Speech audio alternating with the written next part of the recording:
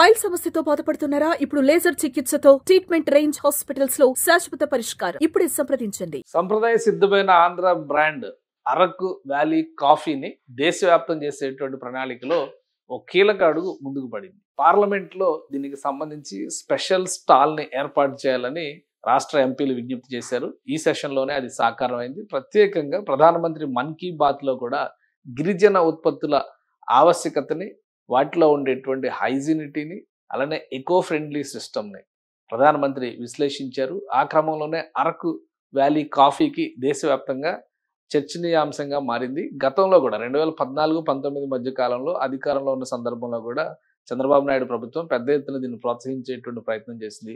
అయితే గత 5 ఏళ్లుగా ఒక బ్రేక్ పడింది. ఇప్పుడు ఒక కొత్త జోష్తో ముందుకు వెళ్తుంది. ఇటీవలే రాష్ట్ర అసెంబ్లీలో కూడా అరకు కాఫీకి సంబంధించినటువంటి స్పెషల్ డిస్ప్లేలు పెట్టారు. ఇప్పుడు ఏకంగా పార్లమెంట్లోనే ఇది కొలువు తీరింది. ఆ విశేషాలను AP CM Chandrababu Naidu tweet చేశారు. ఒకసారి చూద్దాం అక్కడ జరిగినటువంటి ఈవెంట్కి సంబంధించి. ఇది great news for coffee enthusiasts in parliament. ఇది పార్లమెంట్లో ఉండేటువంటి కాఫీ ప్రియులకి ఒక శుభవార్తగా చంద్రబాబు నాయుడు చెప్తున్నారు. You can now enjoy a freshly బ్రేవ్డ్ coffee cup of Araku coffee right on the premises. My heart felt thanks to the honourable prime minister Shri Narendra Modiji for championing Araku coffee in Mann Ki Baat. Mann Ki బాత్లో ఆయన చేసినటువంటి ప్రస్తావనకి కృతజ్ఞతలు తెలుపుతారు. అలానే honourable Lok Sabha speaker Shri Om Birla G for kindly granting permission to set up this stall.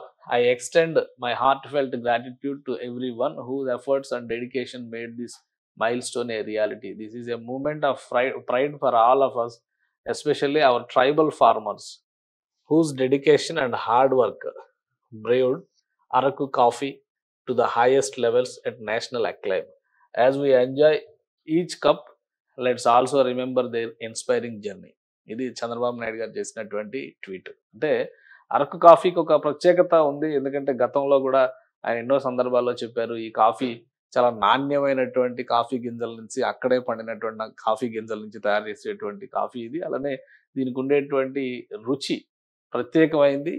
ఆ ప్రత్యేకతను నిలబెట్టే విధంగానే మరొకసారి ఈ అరకు కాఫీకి సంబంధించినటువంటి బ్రాండింగ్ దేశవ్యాప్తంగా చేసేటువంటి ప్రణాళికలో భాగంగా దీనికోసం ప్రత్యేకంగా ఒక ఆర్గనైజేషన్ పెట్టి మరి రాష్ట్ర ప్రభుత్వం ప్రమోట్ చేసింది గతంలో. ఇప్పుడు ఏకంగా 100 స్టాల్స్ దేశవ్యాప్తంగా ఏర్పాటు చేయాలి అనేటువంటి ప్రయత్నం. అంటే స్టాల్స్ అంటే నార్మల్ స్టాల్స్ కాదు, కాఫీ డే తరహాలో ప్రతిష్టాత్మకంగా కనిపించేటువంటి వ్యవస్థలు ఉండాలని చెప్పని రాష్ట్ర ప్రభుత్వం భావిస్తుంది. అంటే 100 స్టాల్స్ ఏర్పాటు చేస్తే కనుక ఖచ్చితంగా ఇది ఒక దేశంలోనే ప్రఖ్యాత బ్రాండ్ అయ్యేటువంటి అవకాశం ఉంది. ఇప్పటికే దక్షిణాది రాష్ట్రాల్లో పెద్ద ఎత్తున వీటిని విస్తరించేందుకు అరకు వ్యాలీ కాఫీ బ్రాండ్ని విస్తరించే ప్రయత్నాలు జరుగుతున్నాయి. మరోవైపు ఉత్తరాది రాష్ట్రాల్లో కూడా దీనికి ప్రత్యేకమైనటువంటి బ్రాండ్ ఇమేజ్ని తీసుకురావడం కోసమే పార్లమెంట్లో ఒక స్పెషల్ స్టాల్ని ఏర్పాటు చేశారు. సో అరకు కాఫీ రుచులు ఇక మీద దేశవ్యాప్తం కాబోతున్నాయి. ఇది గిరిజన బిడ్డల కృషిగా అందరూ గుర్తించాలి, అందరూ ప్రోత్సహించాలని చంద్రబాబు నాయుడు గారు చెప్తున్నారు. అటవీ శాఖ మంత్రిగా పవన్ కళ్యాణ్ గారు దీన్ని పదే బ్రాండింగ్ చేశారు. అలానే వివిధ రకాల గిరిజన ఉత్పత్తుల్ని కూడా పెద్ద ఎత్తున దేశవ్యాప్తంగా ప్రాచుర్యంలోకి తీసుకొస్తామని ఏపీ గవర్నమెంట్ చెప్తుంది. ఈ బ్రాండ్ కనుక ఎస్టాబ్లిష్ అయితే ఒక ఫస్ట్ ఎంఎన్స్ అంటే మల్టీనేషనల్ బ్రాండ్గా మారడానికి అన్ని రకాల యోగ్యతలు ఉన్నటువంటి బ్రాండ్ అరకు వ్యాలీ కాఫీ అని ఆంధ్రప్రదేశ్ ప్రభుత్వం ఘంటాపథంగా చెబుతుంది.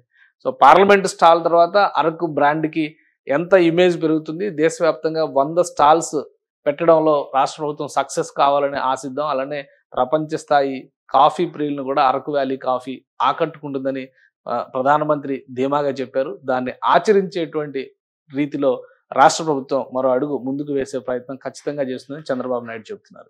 సుమన్ టీవీలో మీ పర్సనల్ అండ్ బిజినెస్ ప్రమోషన్స్ కోసం కింది నెంబర్కి కాంటాక్ట్ చేయండి.